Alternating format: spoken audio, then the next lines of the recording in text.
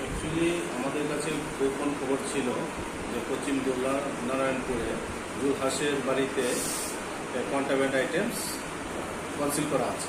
সেই খবর মোতাবেক আমাদের পুলিশ অফিসার ইন্সপেক্টর বিপ্লব দেববর্মা, এসআই তপন দাস, তারপর আমি এবং টিএসআর স্টাফ, সঙ্গে আমাদের পিএস স্টাফ এবং ওমেন স্টাফ নিয়ে আমরা ওখানে রেড করি।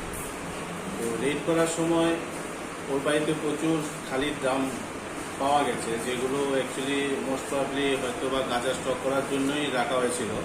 কিন্তু আমরা তারপরেও ওই ড্রামগুলো সার্চ করে 60 কেজির মতো ড্রাই গাঁজা পেয়েছি। কিন্তু ওই সার্চিং করার সময় আমরা ফেন্সিডিলেরও রিকভার করেছি এবং টোটাল ফেন্সিডিল 1200 বোতল ওর দুটো বাড়ির থেকে এগুলো রিকভারি করা হয়েছে। এবং ও জুলহাস এবং ওর যে ছেলে শাহিন মৈশান, এরা দুজনেই এই কন্ট্রাব্যান্ড আইটেমস সেলিং পারপাসের সঙ্গে যুক্ত। তো তার মধ্যে জুলহাস পুলিশের আজ পেয়েই পালিয়ে যায়, কিন্তু ওনার ছেলেকে এই কেস কানেকশনে ডিটেইন করা হয়েছে। ধরা হয়েছে তার আনুমানিক বাজার মূল্য কত হতে পারে? প্রায় আনুমানিক বাজার মূল্য 20 লক্ষ টাকার মতো হবে। কি বার্তা দিয়ে চাইছেন কয়েকদিন পরে পরে এই ধরনের? অ্যাকচুয়ালি এখন পর্যন্ত মানে আমি যদি এই